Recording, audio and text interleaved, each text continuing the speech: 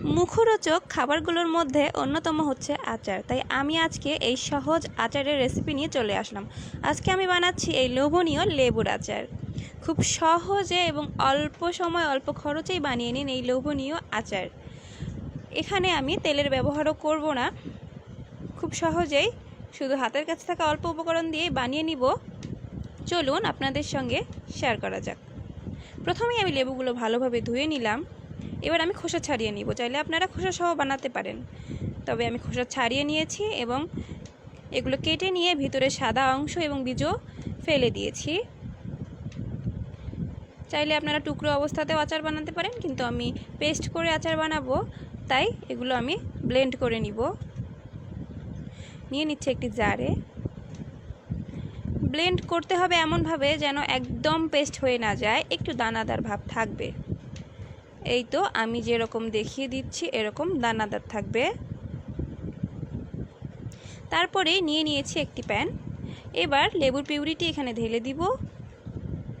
এবার অ্যাড করতে হবে মশলা। প্রথমেই দিয়ে দিলাম 2 চা চামচ চিলি ফ্লেক্স, হাফ চা চামচ হলুদ, 2 চা চামচ ভাজা জিরের গুঁড়ো, 1 চামচ গরম মশলা, স্বাদ মতো লবণ, 1 চা চামচ গোলমরিচ এবং লঙ্কা গুঁড়ো। এগুলো ভালোভাবে মিশিয়ে নেব। এরপরে অ্যাড করব চিনি। আমি এখানে প্রায় লেবুর পিউরির সমান অর্ধেক চিনি অ্যাড করেছি। আপনারা কম বেশি করতে পারেন আপনাদের স্বাদ মতো। চিনি দেওয়ার পরে আচারটি লিকুইডি হয়ে যাবে চিনির পানির কারণে।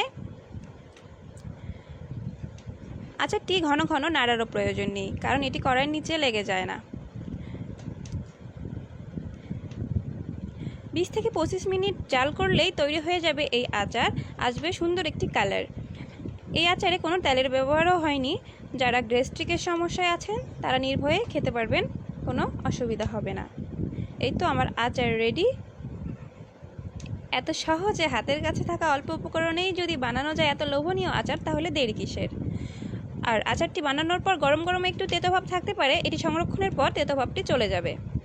আপনারাও চেষ্টা করতে পারেন, এত সহজ।